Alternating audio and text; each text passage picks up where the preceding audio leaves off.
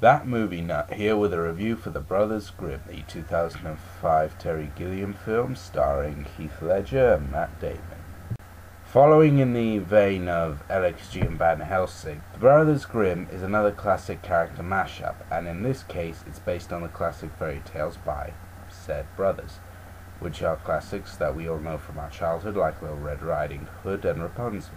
Only this time the authors themselves are thrown in for a loop, albeit in their younger days as con men who go around performing bogus exorcisms on superstitious villages in Germany.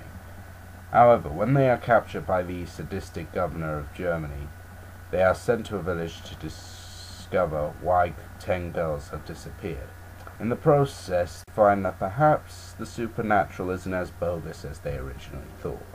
As aforementioned, this is a Terry Gilliam film. And what do you expect from a Terry Gilliam film? Two things. You expect visuals and good, subtle comedy. And you won't be disappointed. The visuals here are beautiful. They are very much inspired by the original woodcuts and various illustrations of the original stories. There's a lot of darkness, but at the same time it's bright and cheerful at the same time. There's a lot of things in here which I think anyone who knows these stories as a kid will easily recognize.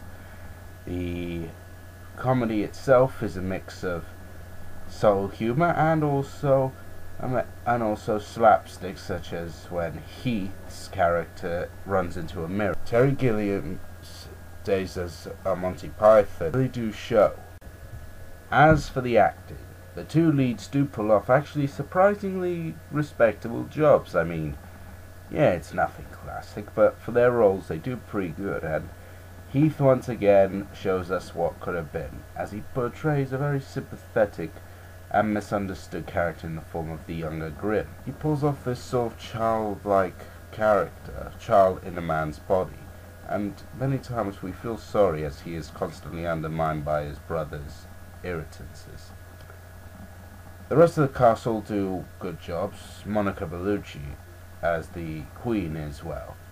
Needless to say, something that I think will make all men happy.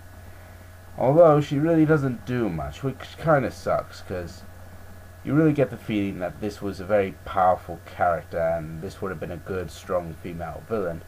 The cursed one, played by Lena Headey, is also fairly interesting. I mean, he pulls off a respectable job. Nothing classic, but overall interesting. The highlights for the movie, though, for me, are Cavaldi and the Governor, played respectively by Jonathan Pryce and I believe Peter Stromwell. These two guys are really enjoyable to watch. You can definitely see the sort of sickly, sadistic evilness in Jonathan Pryce's performance, and Cavaldi is just hilarious to watch as he goes about trying to be this big assassin when in fact it turns out he's a big sissy. Now for the final point of my reviews, which is the script.